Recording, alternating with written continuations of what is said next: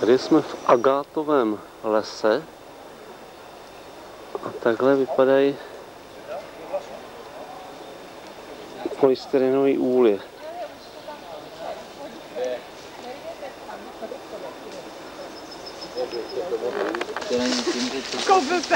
To tady až mi řekl, že z toho normálně fakt.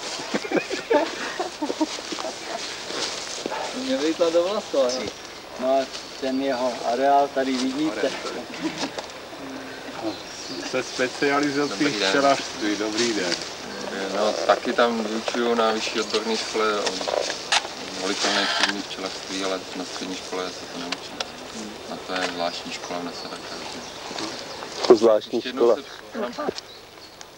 Včelařím kočovným způsobem, takže vás vítám na jednom ze svých kočovných stanovišť v Agátech, které už skončily teda. Tento týden jsem vybíral jednu várku, to znamená jednu vrstvu nástavku.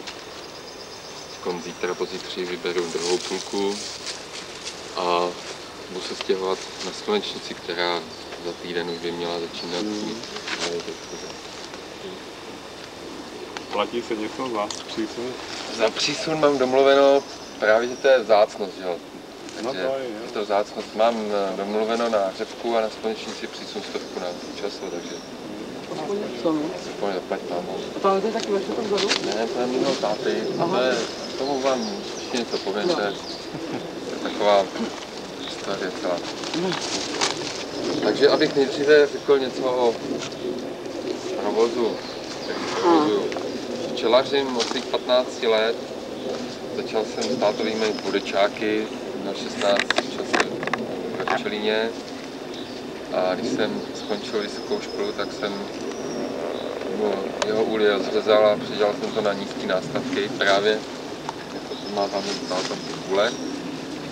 Táta okamžitě se urazil, přestal včelařit a 5 let se na mě jenom díval a když viděl, jaká je to pohoda proti budečákům, tak se do toho zase pustil a už má zase 18. Původně jsem ty 24 vysoké rámky rozvezal na 14, ale jak včelstva přibývala, tak jsem přešel na ten Dadant systém s vysokým rámkem plus polrámky. Zůstal jsem na té původní míry 39 šířka, to si myslím, že to je úplně vyhovující. A akorát výšku jsem zvolil Langstroth 14 cm, plný rámek 27,5. Běžkově tak jsem tak v tom standardu. Ten poloviční rámek na těch 14, tenkrát to bylo období, si to pamatujete, před těmi 20 lety, když vznikly optimály a tyhle všechny úly. Snažili se všichni prosazovat výšku 17. Ale na to nebylo nic přizpůsobené, jestli si to pamatujete, do medníku, teda do medometu šel vložit jenom jeden rámek, nešli tam dva, protože buše byly dělaný na 14, maximálně 17 cm a prostě se tam nešlo. Takže v období, kdy ten včelař je nejvíc zaměstnaný, tedy při vytáčení medu, tak mě to zdržovalo, jak jsem říkal, to je hloupost. Tam musí jít místo jednoho velkého rámku 2 malý. Tak jsem zjistil, že těch 14 cm akorát. A teď jsem rád, protože ten nástavek, když je plný, tak má těch 12 kg, 2 kg nástavek s křívím plus 10 kg medu. A to je tak akorát na ty mý záda, aby se to dalo zvládnout odníst, hodit na vozejk. Taky jsem měl jedno stanoviště ještě před 10 lety s univerzálama na Sukoradech, 20 km, 20 vlacích a už bych nikdy to nechtěl dělat, zvedat ten medník. No to je pro 2 lidi, jenom pro 2 lidi to je. Já jsem říkal, to v žádném případě. Nejdříve jsem, první 2 roky jsem včelařil v dřevěných úlech.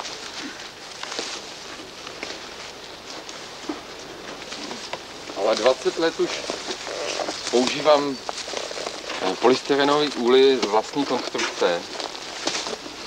Jsou složeny ze 2 dřevěných rámů, který jsem původně tam lepil Herkulesem, ale Herkules, přestože vám tvrdí výrobce, že odolává vlhkosti, tak není to pravda. Mi drží tak 10 let a povolí. Tady tenhle ten nástavek, ten je opravdu už nejméně 10-15 let starý a už taky v těch čepech povoluje. Takže jediné lepidlo vyzkoušený, který drží, je epoxid. Mezi dřevěnými rámy je potom vložen polystyrén, ale už před těma 20 lety, když se o polystyrénu mluvilo, tak se vědělo, že to včely vykusujou. A protože já mám strojní fakultu a všiml jsem si jednou na hrubé skále pěkného litinového zábradlí. Říkal jsem mi, jak tohle někdo, jak to mohli odlít. To je tak složitý, to jsem dal odlít a ta průvodkyně mi říkala, tak si zkuste na to poklepat. A poklepal jsem na to a ono to nebylo litinový, ale ono to bylo dřevěný. Ale bylo to povrchově upravený, takže to vypadalo jako litina. Bylo to nabarvený a posypaný pískem. A na tuhle myšlenku jsem si vzpomněl, říkal, to je úplně geniální myšlenka. Tak já polystyrén natírám akrylátovou fasádní barvou a do toho nasypu jemný štukový písek. Zkuste si na to poklepat takhle nechtem. To je tvrdý jak omítka, jo. Z vrchu je to pak zase natřený fasádní barvou a zevnitř ta vnitřní nátěr je potom potravinářskou akrylátovou barvou Etherfix. To je barva s potravinářským atestem. A rámkovou míru 39,27? 39,27,5. To je bedna, kterou ještě unesete i s tím bedem. Jo. A hlavně to prostě to krásně vemete takhle z boku. Když to nesete, tak to... To je na 9. Je to na 10 rámků. Na 10. Na 10 rámků, ale 10 rámků tam dává táta ze zvyku, ale já už tam někde 10 nervů dávám tam těch 9, aby tam do 38 rozpeč. A do míst, kde má být med, tedy tak to je starým včera si říkala, do medníku, tak tam dáváme jenom 8 rámků. K tomu je několik důvodů, protože nepoužívám mřížku nikde. Oni nezakladou. Tak využívám několik principů, jak tu matku donutit, aby mi nekladla nahoře. Jednak jsem si všiml, většinou jsou to teda věci, které jsem vysledoval. Všiml jsem si, když jsem stěhoval matky z těch velkých rámků, z budečáků, do těch polorámků původně, tak jsem ji nemohl dostat. Oni většina z nich, ne všechny, ale většina z nich prostě dají přednost větší ploše při kladení. Ten výkon v tom kladení není rozdílný, ale prostě dávají přednost. Tak jsem si pak říkal, tak dobře, bude to chtít velké rámky. Druhý fakt, který jste si určitě taky všimli, že červenci vám nechtějí nosit med do světlých souší. A matky už vůbec nezakladou panenskou souš, v který byl med a kterou jste vytočili. Do toho matka prostě, to je opravdu musí být násilí, abyste ji tam donutili. A třetí princip, který využívám, je princip trubčiny. Matka, pokud má poblíž trubčinu, tak to plodové těleso udržuje poblíž té trubčiny. Předpokládám, že tam je ten důvod toho, že trubčina má vyšší teplotu, podstatně vyšší teplotu než dělničina. Taky se poblíž trubčiny najdete vždycky ten nejřidší med, takže kdo ví, jak to ty včely dělají, aby se nejrychleji zahustili. To si všimněte, že já mám to otevřu nějaký, uvidíte, na těch dnech jsou dřevěný ty moje původní dřevěné nástavky, tam nejsou žádné rámky, tam mají postavenou trubčinu. To je vysoký podmet vlastně na výšku polorámku.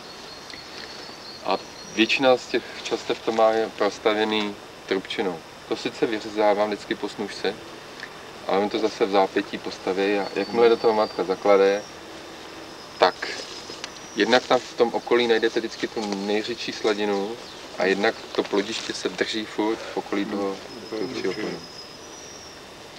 No a poslední princip je princip sluštilých souší. Kdo jste někdy zapomněl přimačknout souš v medníku k sobě, tak vám prostě natáhnou ty buňky. Takže já právě tím, že jich tam nemám 10, ale jenom 8, tak uvidíte, že ty souši některé jsou 4 cm široký a ta matka pravděpodobně nedosáhne, proto tam taky neklade. To je stará věc. To byly kerstovky původně na polorámky vyšitý. Vy používáte, abyste to rozdělil dobře, větší mezerníky, nebo jenom podle obrazu? Já používám zásadní Hoffmanovy rámky.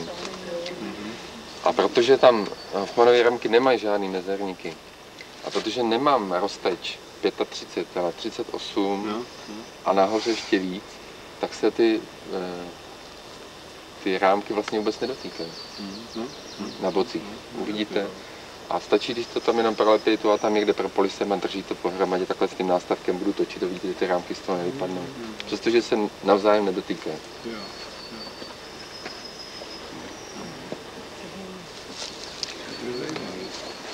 Tak to je věc, kterou jste pravděpodobně asi nikde neviděli. Jo? Ne, jenom to potřebuju, ty čepy. Jinak je to lepení s antilátovými lepidlama. To můžete vzít Herkulesem. Já ten polystyren lepím většinou Dilexem nebo Uniflexem. To jsou tmely na lepení lina. Taková pasta je to. A zubovou stěrkou prostě, aby to šlo ráz na ráz. Jako, Dáváte na studenou stavbu, koukám. Na studenou prostě. Ono se furt mluví... Taky nepoužíváte žádný polodrážky? Nic. Vidíte, že to drží po kopě a s tím koču. A tady vidíte tady tu cestu, jo, tady projet to, ty úly za mnou takhle na tom voze dělají a to se ani nehlá. Nezajistit, aby vám zase nekrychli. To vám ukážu postupně.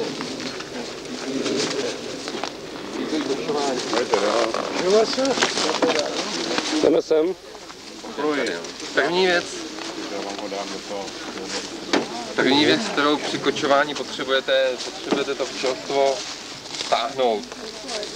Ale jenom stáhnout, aby drželo pohromadě, ale by to taky odsejpalo, protože když kočujete, mě ta jedna cesta tam a zpátky musí trvat hodinu, abych to stihnul odvozit za jediný den. Takže používám takovýhle přesky. Nemůžu vám říct, že je to něco originální. Někde jsem to určitě viděl, ale už mají takový napínáky na to. Nikde jinde jsem to, jako nepamatuju si, kde jsem, asi jsem tak nějak jsem to postupně doladil, jak to funguje. Je to obyčejná taková přeska, musí být svařená z dost tvrdého drátu. Tady můžeme klidně chytit jedno včelstvo.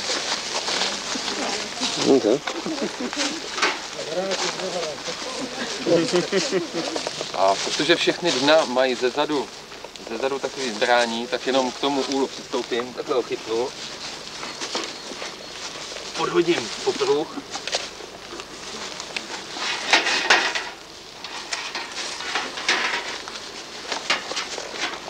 Trošku si napnu tu přesku a pak už jenom takhle otočíte jednou po druhý, stáhnete a hotovo.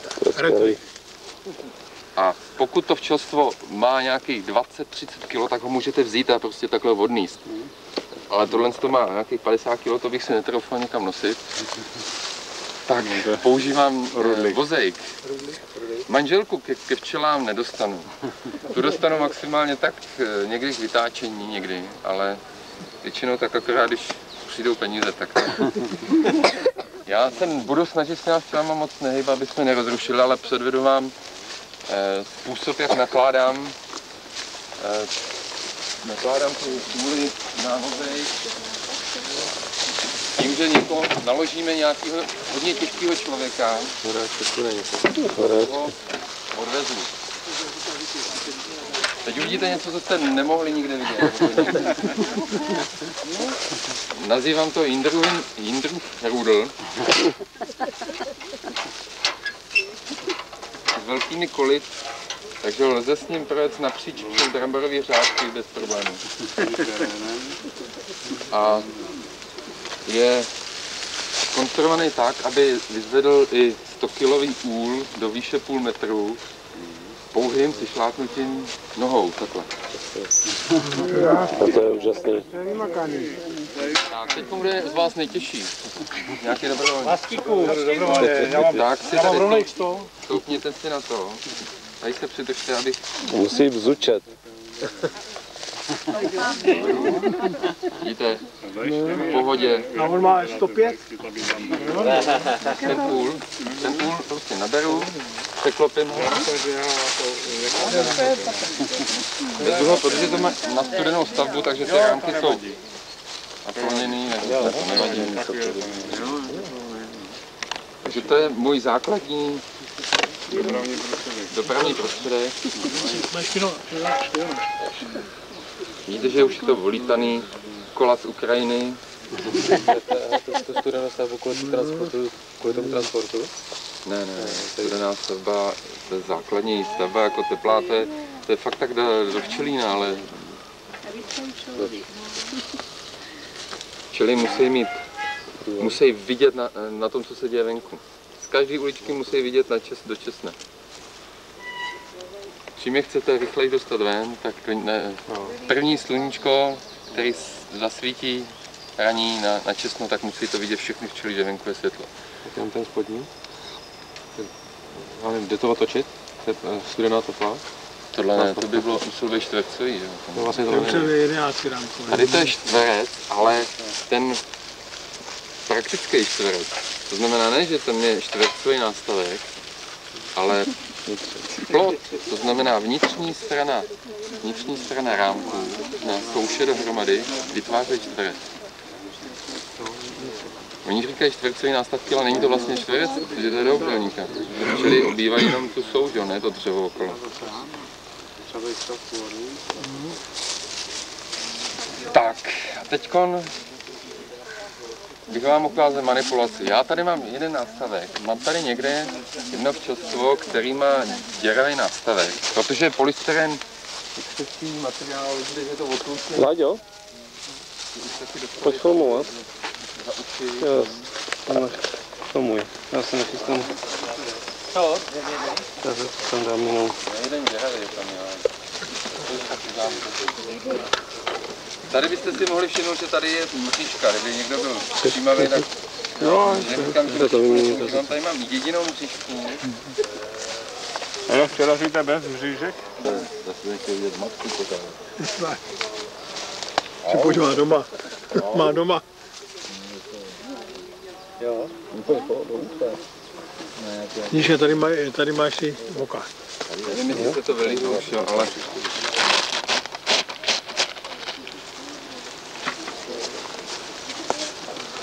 To je nás stavba. Já vám předvedu tedy, jak se manipuluje s nástavky při prohlížení Šelsto. Bez mezerníky a holna. Nástavková technologie je vůbec postavená na tom, že se nemanipuluje s jednotlivými rámky, ale s nástavky celými. To znamená, chcete-li prohlídnout hodiny jako buličáko, nesmí to být boj s tím včelstvem, ale neměly by být vyrušeny. Takže v nástavkovém úlu nazdvihnete jeden nástavek, popotáhnete si ho, nazdvihnete a podíváte se ze spoda. 99% všech matečníků jsou na spodních loučkách. Hned si tady můžeme ukázat zvláštnost nízkých rámků. Těch konstrukcí ve světě je několik a já používám spodní loučku na výšku vyosenou, takže mezistěna je přisunutá z boku k té spodní loučce, takže v většině případů na nich najdete souš dotaženou až vlastně ke spodnímu okraji toho rámku. Ale mnoho rámečků je prostě prostavěno i z obou stran. To znamená, že vidíte, že vlastně souš je to drátkovaný dvakrát napříč.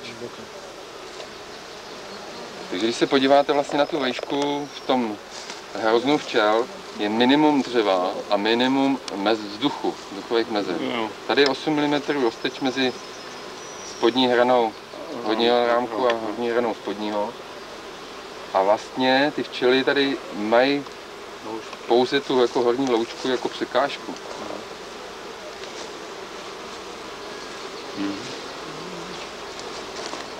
No a prohlídka takového včelstva vypadá takhle, že se prostě přehazují rámky z jednoho na druhý, z jednoho úlu na druhý. Tady vidíte, že ty matečníky ještě mají čas. Natáčky, jo. Natáčky. Koukám. Nový vynález. To není nový vynález, to je stará věc. Jo, natáčky. Natáčky, špunt.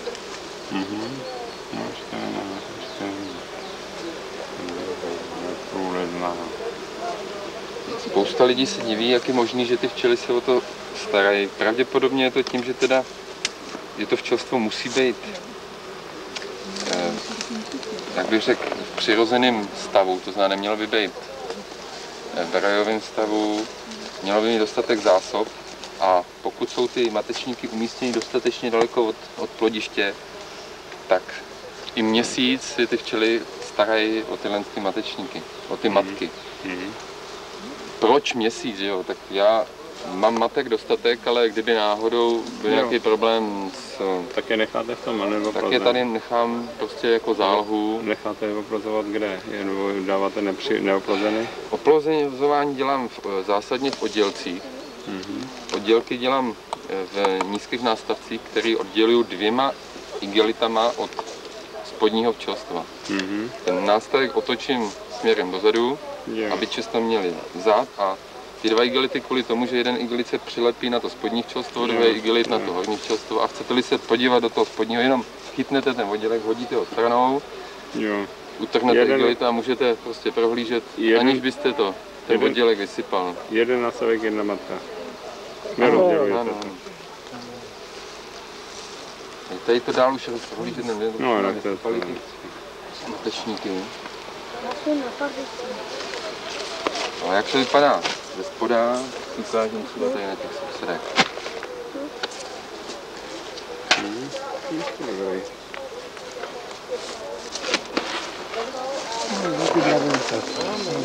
Mravenci, ty jsou všude. No, to jsou všude. Mám taky darováci.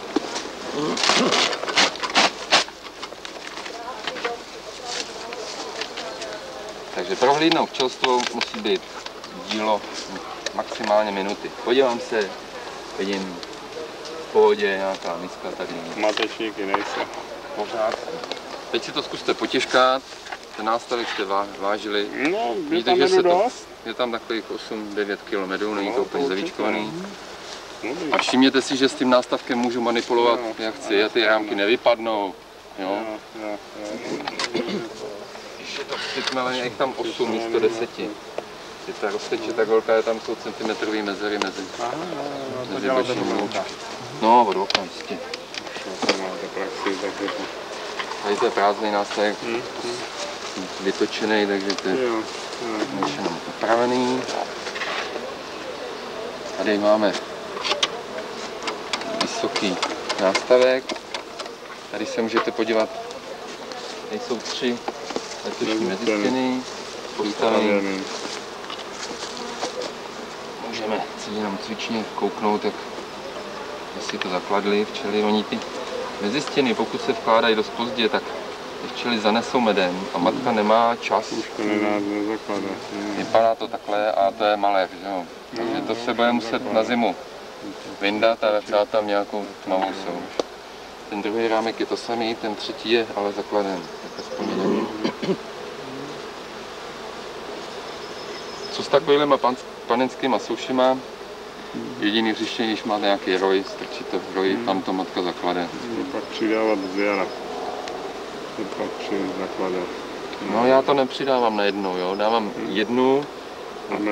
jednu v ovocných stromech a ty 2 před řepkou, jenomže když ta řepka... Já jsem vzal jiný, jsem koukal tady ten. Tady to je samý pil.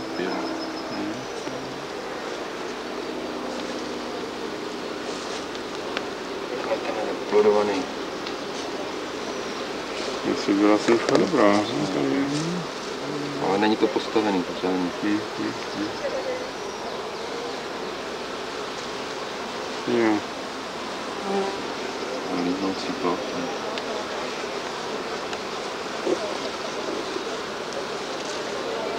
Tak a vždycky před snůžkou, když vyřezávám ten podmet, tak prohazuju ty spodní 2 nástavky.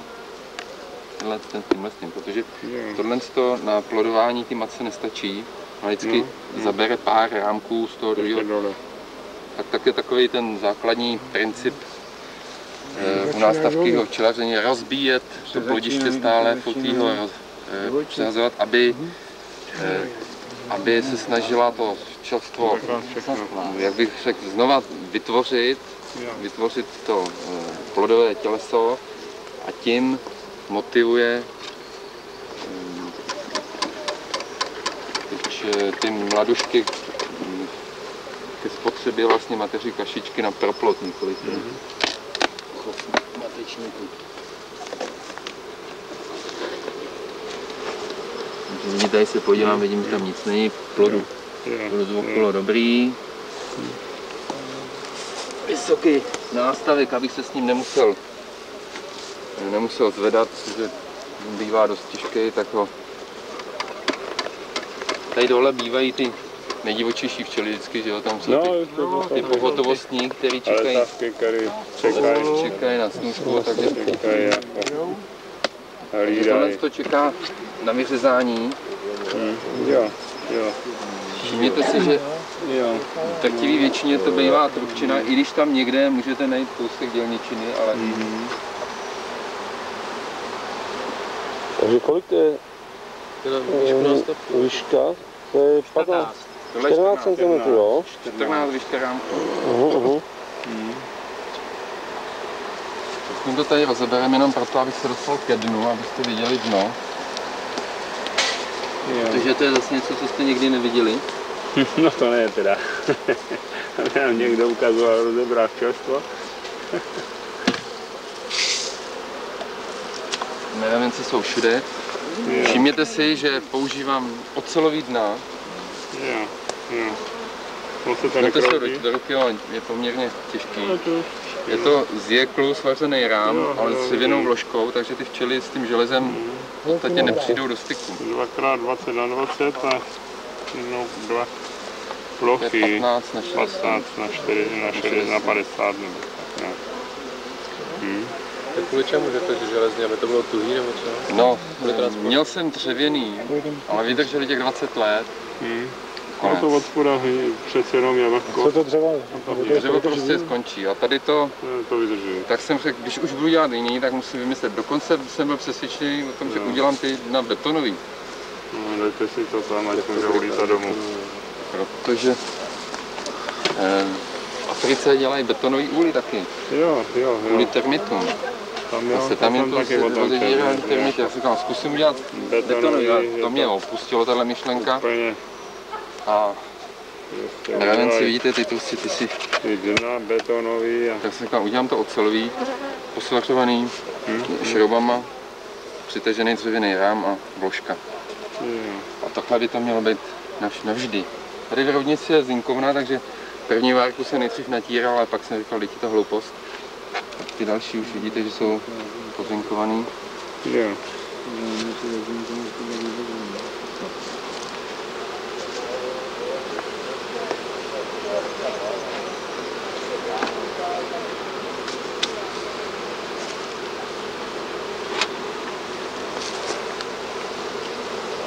A vy máte nějaký typ včel, sklenár nebo trojsek nebo? No, každý 2 roky si koupím takových 5 matek. Většinou z jabloňán, F1. A jaký? Trojseky vlastně. Karníka trojsek. Karníka trojsek. Jednou jsem zkusil ty pečec, ale ty byly takový, nechci říct zlý, ale prostě blbě se s nimi dělala. Vidíte, že tady jsme prostě pohádka práce. Oni nabízí tam ještě Singers, tam mají ty letos. Zkušenosti nějak se Singrama máte, nebo? Singer to je starý plemeno, jo, takže to je možná do nějakých menších úlů, ale...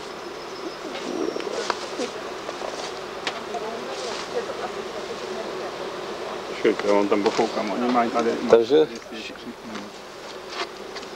Víte, jsou věci podstatné a věci nepodstatné, ale když je tam 50 000 včel a denně se vám líhne 1000, 2000 včel, když se za ně... ale já to nerad dělám, já taky, no, taky se snažím to, tak si tam dám někdy ten rozpěrák a... Ale zase, když máte udělat 50 čelstev, tak nemůžete... čekat, až zalezou domů.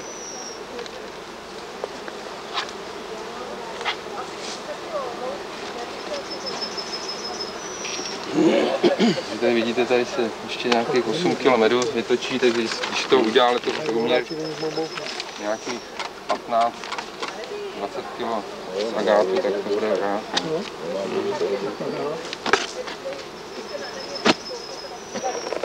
A agát, Strop je taky. letos dobrý agát. No, letos byla zima a pršelo furt agát. No já vím, ale tak právě proto se ptám, jestli jste byl spokojen se služkou. Jak rozvrh 3 cm. 3 cm, 2 cm, 2 cm rámeček, to kvůli tomu, aby právě včely měli možnost, když se to tady takhle přezdvíhne, udělat si tady ty můstky. Jo, Nejenom v zimě, ale celoročně, aby tady mohli přecházet. jo. Zvlášť na zimu, když ten hrozen se vám tady přilepí k dobrý, jo. tepličce, tak vlastně může přecházet z jedné uličky do druhé. Tím necháváte celý rok otevřený? Celoročně, jo, tam jsou podložky. Zepředu ze starého PVC lina mám udělané podložky, teď tam zasouvám dopředu. Jak je zimujete? Vyzimuju je takhle ve výšce v tom tvaru. Jo. Teď v tom spodku vyndávám ty krajní rámky, protože tam tudy, jak klesá ten studený vzduch, tak ty bývají většinou plesnivý. Jo.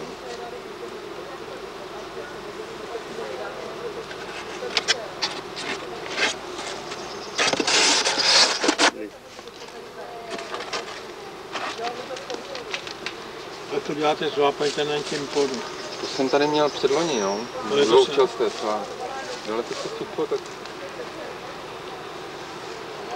Ten problém jsem měl dvou čelstev, tak takovou hranici.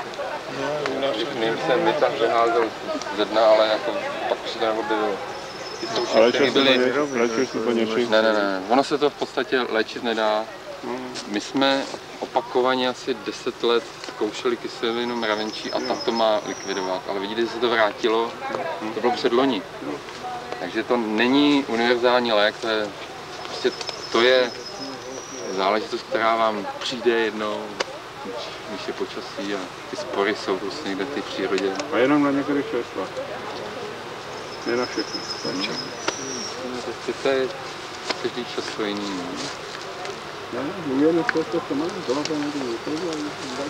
Takže z těch jabloňán matky dobrý, jo? No, jak vám říkám, já si vždycky koupím jich těch 5 a od nich si potom rozchovávám Jistě, další matky. Ano. Když se mi druhý rok osvědčí to včelstvo, tak. To asi nemáte matky starší jak 2 roky, ne?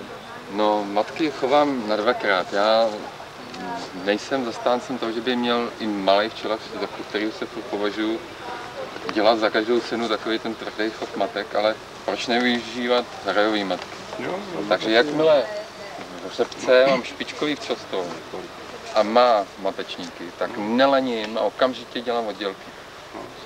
Každému oddělku dám jeden matečník. Takže letos tam mám 13 špičkových oddělků z řepky, který jsem dneska vybral každému jeden nástavek medu, 10 kg medu mi dali z oddělku. Na nejmenší housy jsou matky. Chce to vybírat od kvalitních včelstev, jako není to záruka žádného úspěchu. A druhou část potom chovám po agátech a letos, ale jsem to vůbec nestíhal. Letos totiž to rový období přišlo velice brzo. Protože bylo chladno, tak vždycky, jakmile se vám ochladí na ten týden, tak za 3 neděle na to většinou tam najdete matečníky těsně před vyhodnutím. Ale to toho chladná bylo moc. V řepce týden zima na začátku, pak na konci a pak v agátu 2krát. Takže ta tendence k rojení byla už moc brzo, ještě v té snůžce z toho agátu. Já to léčím, ten chov, který dělám z těch přelarvování, tak ten dělám těsně po snůžce z agátu a to už nemůžu, letos jsem to nemohl dělat, protože už tady nebyly matečníky k dispozici, protože využívám k tomu právě včelstva, který se chtějí rojit. Těm vymetu matečníky a jim nasadím přilévaný matečníky.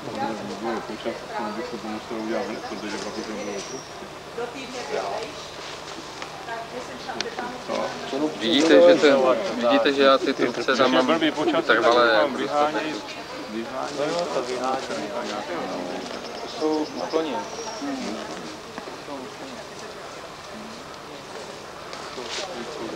Jak je blbý počasí, Tady jsem měl jeden heroj, který tady seděl 14 dní, tam v těch 15 metrů ivice.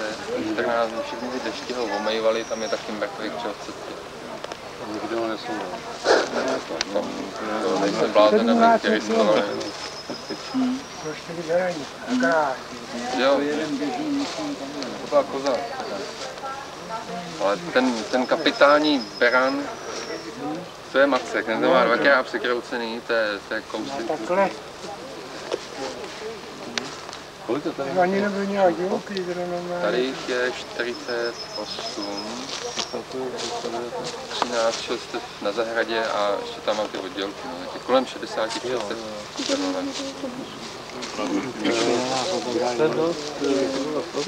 Bo já už zamčený autobus, že tam hodí. Jak to vám ale jezdí. To zemědělství družstvo nebo to bylo, nebo to jsou oni vyváželi semeno do Německa, nebo? No, oni tam mají na export. Na export, a je tendence se to bude rozšiřovat, nebo? Letos udělalo ministerstvo zemědělství takovou věc, že dávají dotace na plochu, která je takzvaná do klidu daná.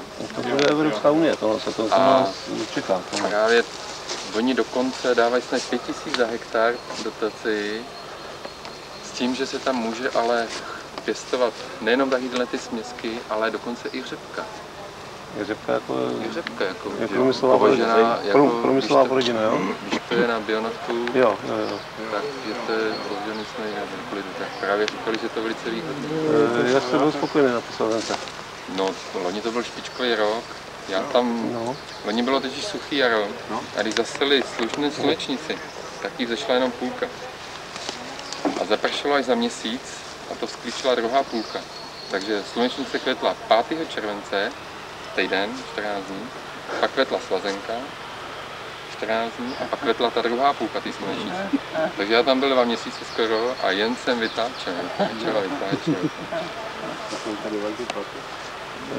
To kolik velkou plochu potřebujete? 50 hektarů vám stačí na to, abyste tak 56 užili. Vozíte pouze za autem, za škodovkou a za to po šestě. Takže žádný vůz. Nic, co by mě zatěžovalo ekonomicky prostorem, tady to je univerzální věc. Tady moc ale sněhu asi není, co? Zimě kolik je tady sněhu? Málo. To je sněhu, no my jsme pod Ještědem, takže tam to je trošku větší průšvih, takže na zemi to máte všechno i přes zimu? Přes zimu to mám na betonových sloupech, to jsem si vybetonoval sloupky asi takové. Takže to svážíte na nějaké místo? Betonové sloupky. Svážíte to na nějaké místo, nějaké zimoviště? No, tady v Roudnici to mám taková kotlina, se vyjdou 2 flašky. Sice teda krmím je jednou, protože bych toho musel, protože rozpouštím vodu, beru vodu na rozpouštění z boileru a to mi dá tak na ty 4 bandasky a pak už to teče studený, že? Takže ty 4 bandasky to je akorát tak na to nakrmení jednou flaškou. Za 2 dny znova. No a ty 4 rámky potom dáte dolů? Tam se ještě to nakrmený, tak to vrátím zpátky.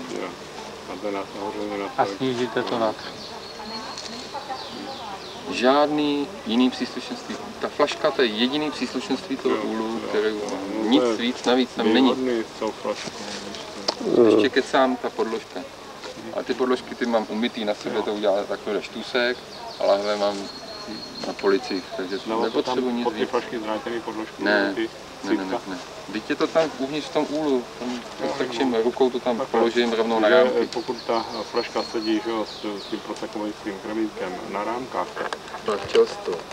Z toho takových 15 bylo z řepky, 20 z agátu a zbytek byla ta směs, ta slunečnice se slazenkou. Takže toho bylo 400 km určitě. To bylo tuna. Ale to je s tou slunečnicí. Jo. To. Které myslíte, že je tak nejlepší z těch medů? No, mě nejvíc chutná řepkové samo sebou, ale manželka tvrdí, že agátové. A všichni zákazníci, kteří si ode mě berou, s výjimkou jednoho jediného člověka, který si bere kýbl řepky vždycky, tak chtějí. To máte, já jsem medovicu, tady nemáte moc. No, Tady minulý týden byla taková medovice z těch dubů, ale včely na to nejdou. Jakmile je cokoliv jiného, jistě, lákavějšího to. tady za řekou kvete slunečnice, hořčice, pardon, tak tam trochu poletujou. Lípy, to možná se spousta lípy. Točíte čím? Máte nějaký namalítel, násavky? Já mám 4rámkový narazový medomet.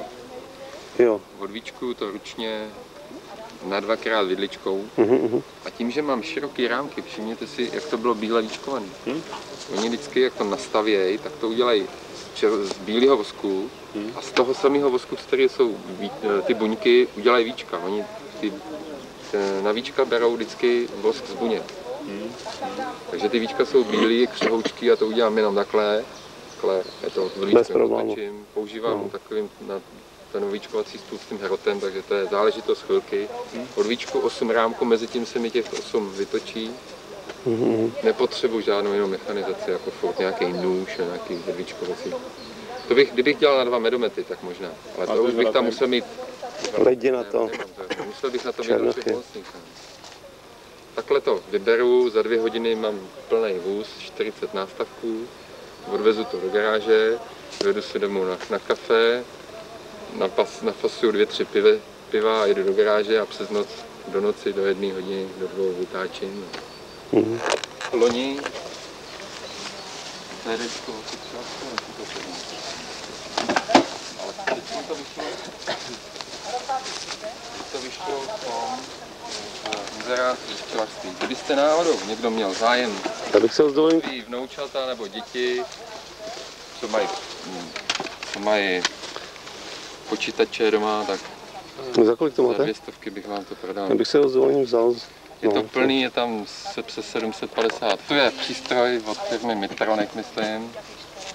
Ti za to asi 3,5 tisíce, který zjišťuje maximum nějaký toho výkonu, frekvence, která se tam ladí na krystalce.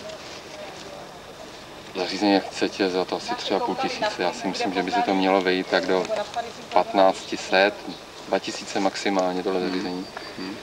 A mělo by to být zařízení na úrovni 21. století, to znamená žádná krystalka, ale počítač. Představuju si to tak, že já teda jsem si včera přivez z práce notebooka, ale nemám tam k tomu baterky, takže vám to neukážu v počítači, ale předvedu vám aspoň, jakým způsobem na tom pracuju. Ještě to není úplně doladěný.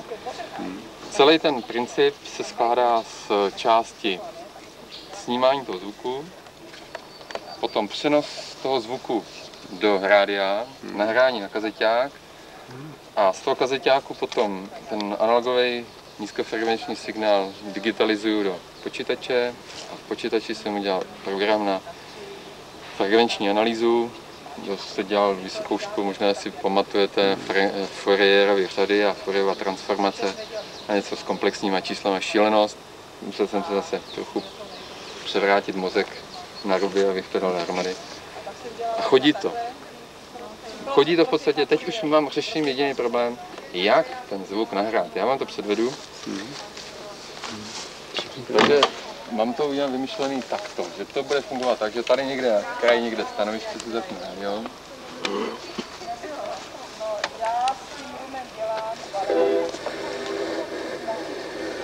Jak na 104 MHz mám naladěnou vysílačku s mikrofonem, s kterou budu obcházet včelstvu po včelstvu. Já bych si dal jednu kazetu. Jo,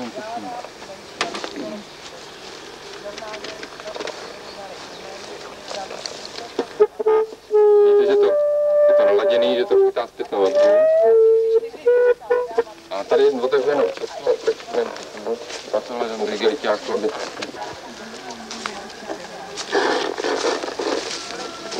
jsme to měli otevřený.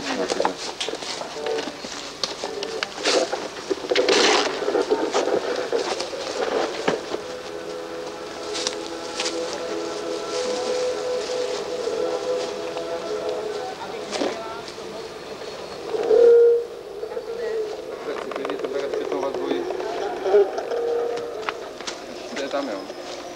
Tam zučuje. Tato myšlenka je stará asi 30 let, zpracovaná v nějakých laboratořích, kde měli na to přístroje. Tenkrát ty fotografii to byly takovýhle obrovský filtry, ještě bez tranzistorů, a nevím, jak to dělali. Zjistili, že včelstvo, který má v podstatě základních 5 stavů, zdravý včelstvo, teda podotýkám, že v normálním stavu, hladový, bezmatečný, připravuje se na rojení a že se chce vyrojit těsně před vyrojením. Těch 5 základních stavů každý včelář zkoumá, jakmile leze do včelstva. Zjišťuje, jestli v kterým je stavu a musí to rozebrat. Ale dá se to poznat z toho hukotu toho včelstva. Nejrapidnější takové poznání je, že když, určitě jste si to všimli, když včely jsou bezmateční, tak rozhučejí se a hučejí velice vysokým zvukem. Ten tón nejvyšší, ten se pohybuje kolem 500 Hz. A ten nejnižší frekvence naopak je, když je to včelstvo naprosto v klidu, v pohodě. To je kolem 320 Hz.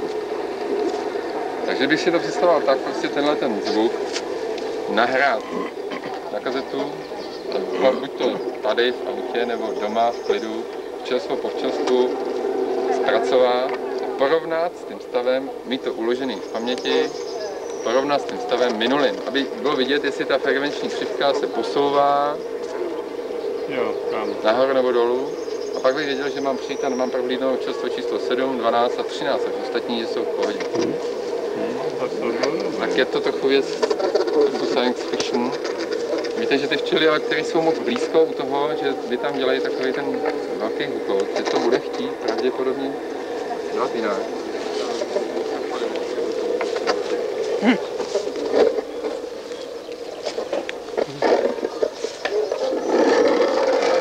Je to krvá, to velice citlivý.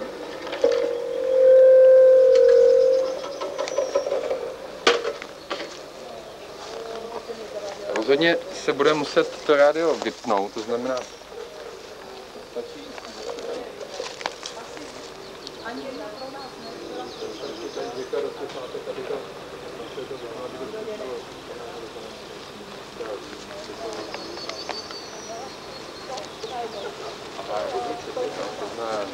to kopnutím, jo, nebo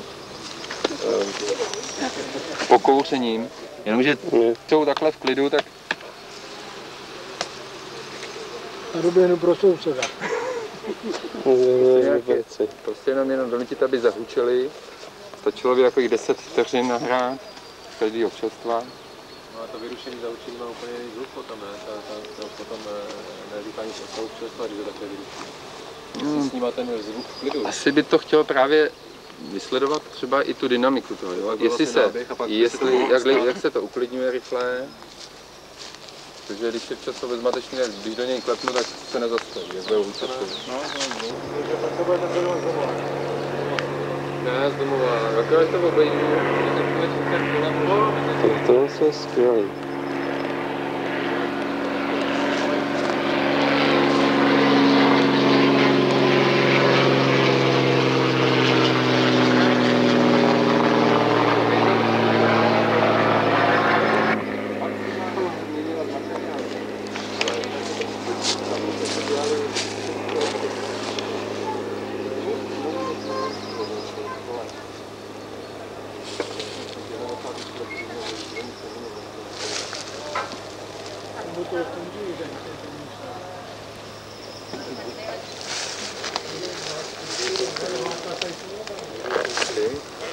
Tomu jsem se včera začínal pohádal, byl dovolený, ale neměl čas, protože jsem zrovna...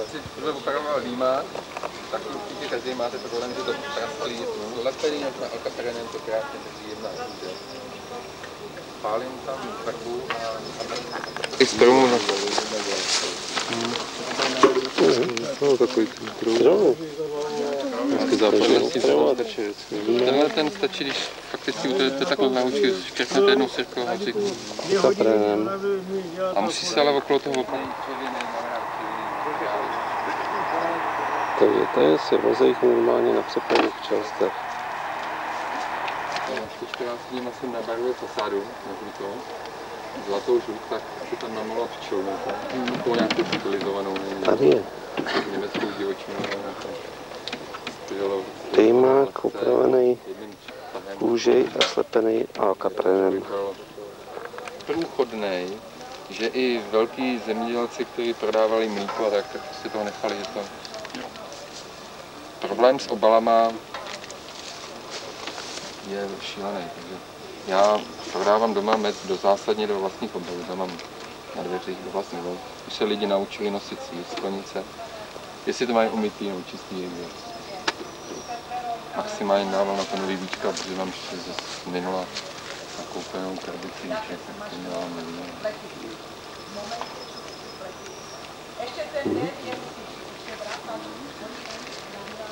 Tak máme ještě dotazy nějaký?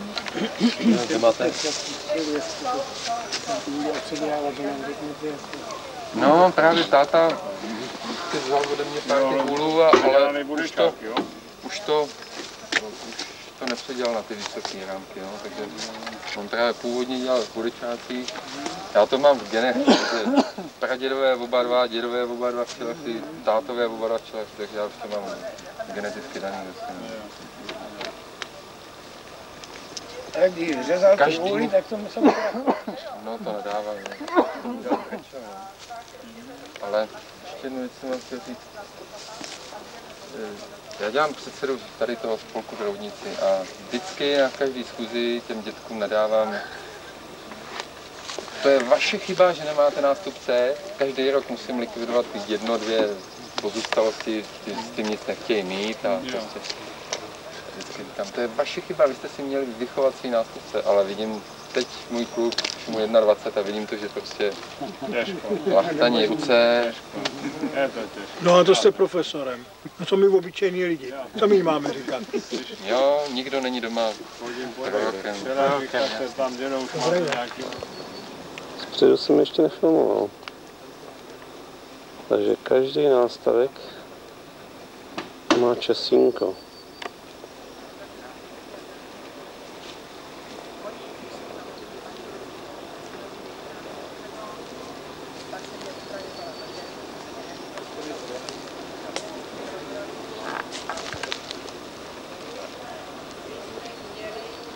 Tak tady jsme na stanovišti, kde je 40 včelstev a je to agátový háj.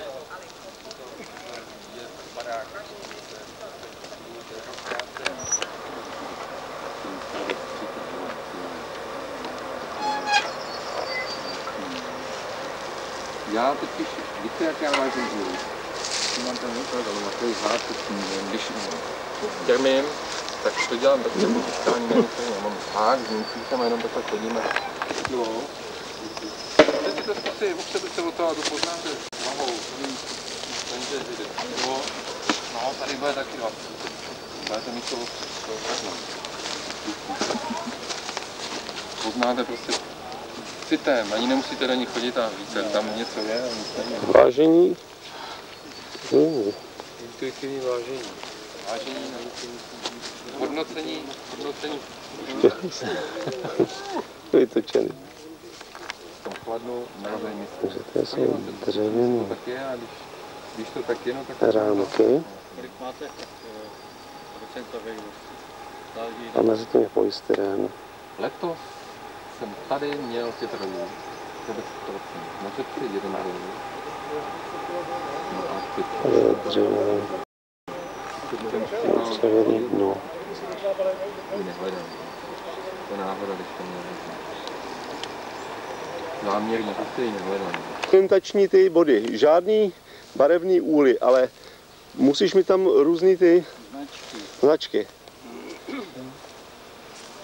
Tak Láďo. Jak jsi na tom? No já už jsem z toho úplně zblblej. Když jsme byli u přítele Dlouhýho, ten nemá žádný očka, 0,5 metru vysoký nástavky a tady zase samý očka, snad se to ještě naučím. Já včelařím teprve 60 let, 10. srpna to bude, tak ještě se musím něco přiučit. A tyhle si mu lezou všichni, hele. Hele. Do oček mu lezou všechny. Všechny, víš? Tam ten říká, že tam nelezou. Tady to vidíš. To mají kratší, já myslím, že to je jako